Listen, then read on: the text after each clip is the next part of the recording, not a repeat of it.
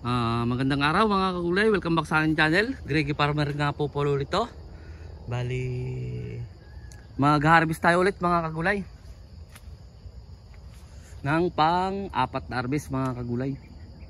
Pang-apat na harvest na siya. Pero dito mga kagulay, na-harvestan niya. Kaya na-harvestan na dito mga kagulay, pero marami pa rin tatitira. Ganun ulit lang ang paulit-ulit lang mga kagulay. Yan yung mga in-harvest mga kagulay. Ayun, umpok-umpok yun doon mga kagulay. Ayun, hindi pa siya nakakot mga kagulay dito. Nakakot na konti doon. Babandel ko na kawan ng para maaga ma-deliver. Baka sakaling makaabot-abot tayo ng magandang presyo. Ito yung mga harvest mga kagulay. Baka kasi hindi ako makapunta mamaya doon, hindi ko may pakita sa inyo. Ayan, ganyan kalalaki mga kagulay. Yan, ganyan kalalaki mga kagulay. Yan, mabigat. Halos sobrang kalating kilo mga kagulay sa isang piraso. Tapos madami pa rin na iwan na mga alanganin na yun. Buti na lang lumis si bagyong upong ba yun mga kagulay? Itong bagyong ngayon to mga kagulay. Bali araw ng Sabado ngayon mga kagulay. Nung karaan Miyerkules. Tapos ngayon Sabado naman 3 days. Webes, Biyernes, Sabado. Tama nga ba? Mga kagulay, 3 araw ang pagitan. Tapos sa susunod, Miyerkules uli, 4 araw ang pagitan mga kagulay. Ayun, madami pa rin siyang bunga mga kagulay. Sa bagay, ano pa lang naman, pang-4 na harvest pa lang naman. Bali, ang nakukuha pa lang talaga namin mga gulay dito sa gilid. Marami pa dito sa gilid mga kagulay. Hindi pa nakukuha. Tapos ito na yung mga niya dito sa ibabaw. Yan yung mga bunga niya. Yan yung mga umpok-umpok dyan. Ganyan lang kami dito mag-harvest mga kagulay. Bali 2 lang kami nag-harvest. Tapos kasi madaling araw kami nag-harvest, kaya kung mapapansin nyo, ang oras pa lang ngayon ay alas 6. Tapos na kami. Yan yung naghahakot mga gulay. Yan lang lang hakot dito kasi hindi naman kalayuan masyado yung Yan, mga iniwan ko pa yan mga kagulay. Pikit pa kasi mga kagulay. Ayaw nila kasi dito ng pikit pa. Saka hindi namin talaga sinasagad mga kagulay. Kasi alam na, ulan-ulan, bigla ang umabot na naman ng katulad ng nakaraan mga kagulay. Umabot dito ng 170 ang kilo ng ng ampalaya. Mga nakaraang buwan yun mga kagulay, June yata, July, mga ganun mga kagulay. Umabot ng 170 dito. Ngayon ang presyo ay nasa 90 ang kilo dito. 45 ang talong. Ang talong ang medyo mababa pa. Hindi pa siya, pero nung nakaraan din umabot din siya ng nung nakarang buwan lang yun mga kagulay, umabot din siya ng 180 ang bundle. 10 ang isang bundle, ibig sabihin tama nga, 18 ang bundle, ibig sabihin 180 ang kilo nung nakaraang buwan. Tapos ngayon ulan-ulan na naman, siyempre di naman makapag-deliver yung iba na taga norte nga, kaya nagmamahal siya. Wala, di pa nakakot yung lahat hanggang doon mga gulay. Ang nakakot pa lang nila dito ay halos wala pang kalahati. Wala pang kalahati ang nakakot nila mga kagulay. Ganon din sa talong mga kagulay. Hindi namin sinagad, kaya makikita yung bunga. Hindi namin sinagad yung mga talong mga kagulay. Marami pa talaga kayong makikitang nakasabit dito mga kagulay. Gawa ng bago-bago pa to. Pang-4 pa lang na harvest. Yan siya. Hindi man dumaan dito si bagyong upong.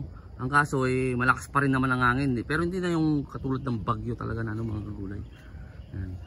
Marami siyang bunga mga kagulay na nagsusunod-sunod. Yan. Marami siyang bunga yan. Yan. Bali ang ulitin ko, nakukuha pa lang namin dito pa lang sa siding nito. Yan yung lagi nang umuulan, kaya di na iwasan talaga ang punggos mga kagulay. Bunga dito ang galagala natin. Dito tapos na banda mga gulay hanggang dito, pero dito hindi pa. Yan ano pa yung mga nakatumpok dun. Ayun, marami pa mga nakatumpok dun mga kagulay. Halos kalahati pa lang yung tatapos nila na nakakutin mga kagulay siya. Malalaki na to. Kung sa Mindanao talaga mga kagulay, kinukuha na namin to mga ganito. Kinukuha na namin sa Mindanao yan. Walang andun, hindi nila alam dun ang pikit-pikit. ayaw talaga nila doon ng mga ano, ng mga malalaki talaga mga kagulay. Yun naman ng ano doon. Dito naman sa Luzon, gusto nila yung malalaki. Kaya siyempre pabor yun sa magtatanim ng ano. Siyempre kung mas malaki ay mas maano rin yung timbang, mas mabigat din mga kagulay.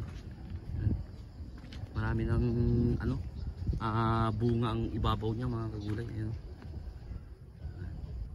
Marami ng bunga. Wala na yata, doon na yun sa may maiksi. Yan siya. Yun, nakakot nila doon. Pupuntahan natin yun ng babandil doon mga kagulay. Tapos na rin bandilin yung talong. Ang talong namin ay nasa 140 lang mga kagulay. Hindi kasi namin sinagad talaga. Kasi medyo mababa pa rin ang presyo, 45. Dito pero kapag sa Mindanao mataas na yun mga kagulay. Ang naabutan ko lang presyo sa Mindanao nung nandun ako nagtatanim ay ang pinakamataas ay 60, ay 65. Hindi katulad dito na pumapalo ng 180 talaga nung nandito ako mga kagulay. Pero hindi ko naabutan yun mga kagulay. Hindi ko ano kasi binunot ko na yung talong nun. Gawa nga na nagkulang sa tubig kahit yung sabihin natin ano ako ng drip. Kumbaga huli na.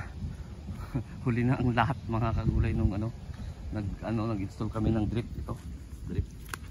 Yan. Hintayan dun. Yan ang katunayan na hindi na namin binago yung plot mga kagulay kasi nakakabit yung drip diyan. Yan. Yan, masama pa rin ang panahon yan mga kagulay. Ayan, so puntahan natin yung ano doon. Yung nagbabandel. Ayun, nandun pa lang yung ano mga kagulay naghakot. Nakatunayan na kalahati na rin yung nahakot mga kagulay. Ayan. Ayan.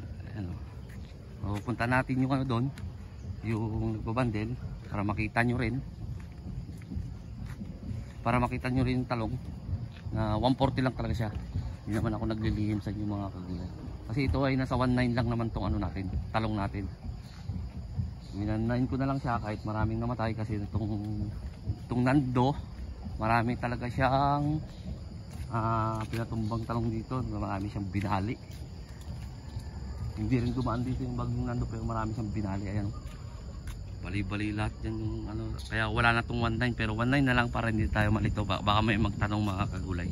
So punta natin yung ano, yung babandel doon para makita nyo rin. Kasi na kayo dito sa dadaan. Ito yung drip natin na yun. Yan. Punta natin. Pasensya na kayo sa daan mga kagulay. Gawa ng medyo hindi pa namin nalilinisan. Ngayon sinabi ko ito yung susunod namin. Yan. Susunod namin yan na ampalayan. O kaya talong o kaya sili. Basta bahala na sa ano mga kagulay. O puntahan natin yung nagbabandel.